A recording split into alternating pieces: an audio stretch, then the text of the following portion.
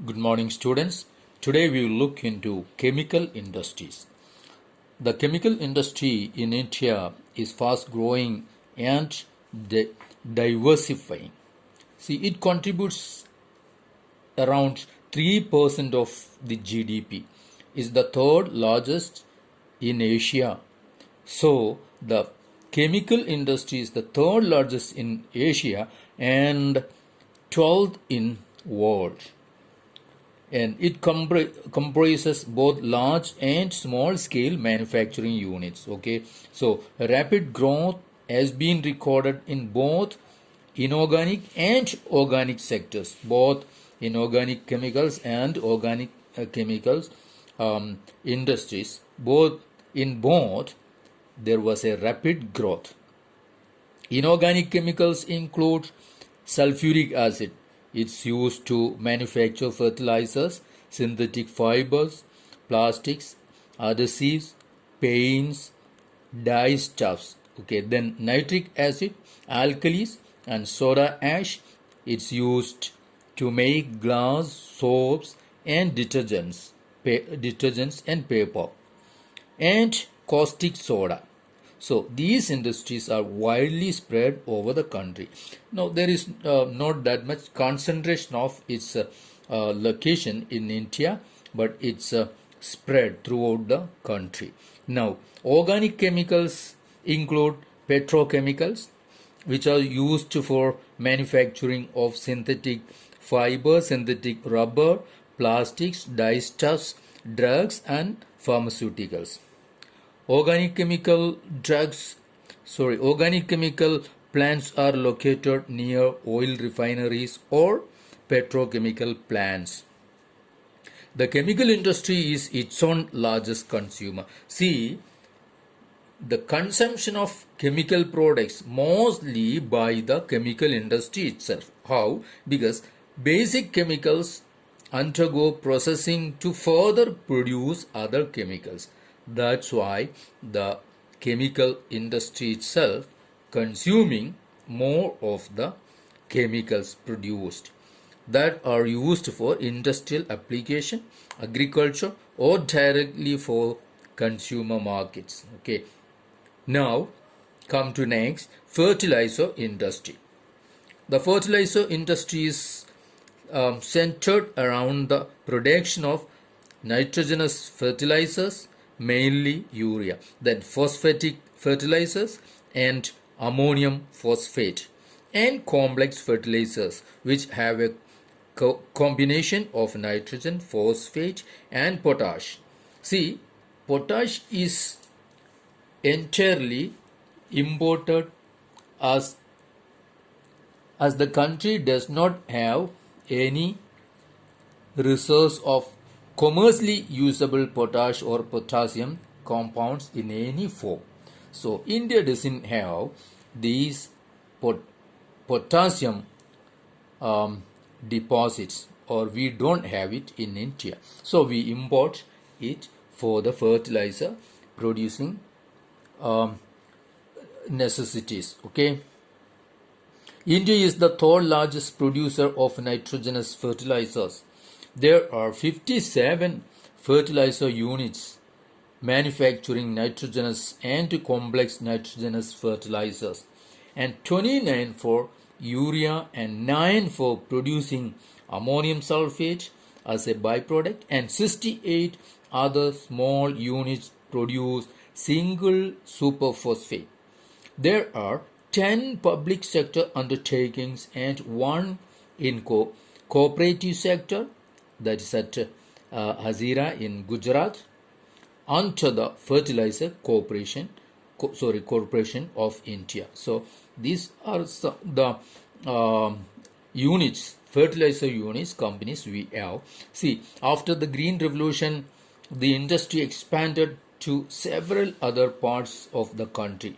Okay, so it is, you know that you have learned, or you have studied about the Green Revolution, how the agricultural products advanced and its production increased by the advent of green revolution. So fertilizer production also increased during this time, and most of the places or these fertilizer industries are concentrated mainly Gujarat, Tamil Nadu, Uttar Pradesh, Punjab, and Kerala. These states contribute half of the fertilizer production. Some other states are also producing. They are Andhra Pradesh, Odisha, Rajasthan, Bihar, Maharashtra, Assam, West Bengal, Goa, Delhi, Madhya Pradesh, and Karnataka. These are the other states which are also producing fertilizer. Now come to next industry, cement industry. Cement is essential for construction activities such as building houses, factories, bridges. We cannot imagine these days, today's life without this industry. So cement industry that support the construction field. And see, this industry requires bulky and heavy raw materials. What are the raw materials they used? This industry used limestone, silica, and gypsum.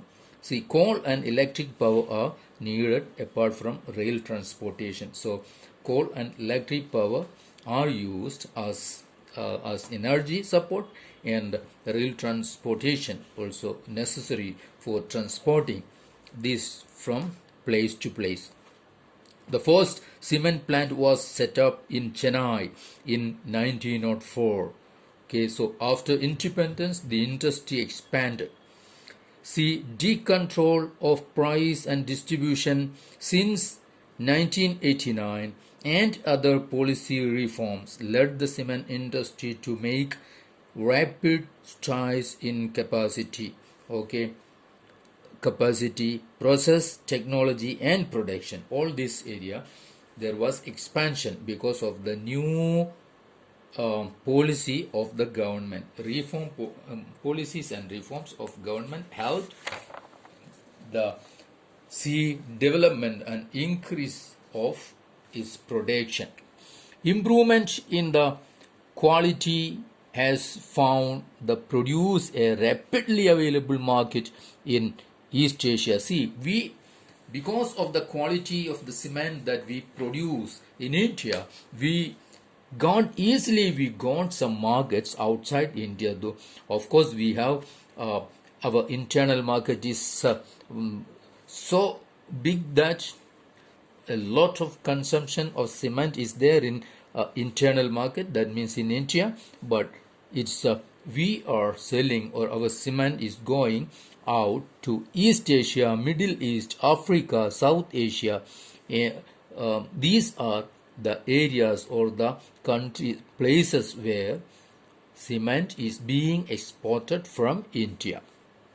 This industry is doing well in terms of production as well as export.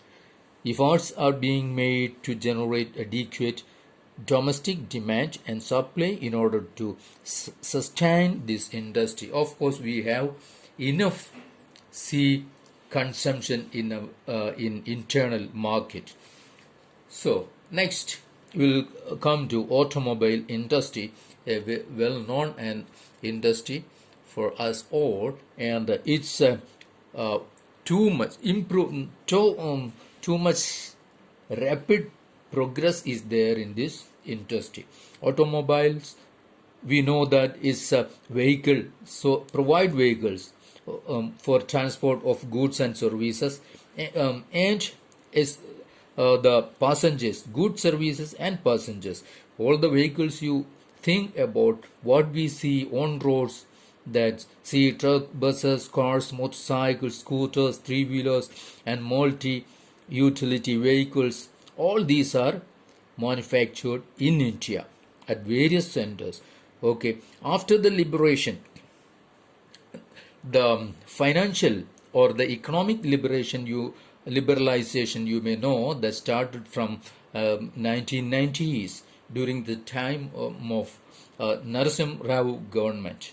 That time when Manmohan Singh was the finance minister, that government introduced the economic liberalization that helped the development of industries and business in India.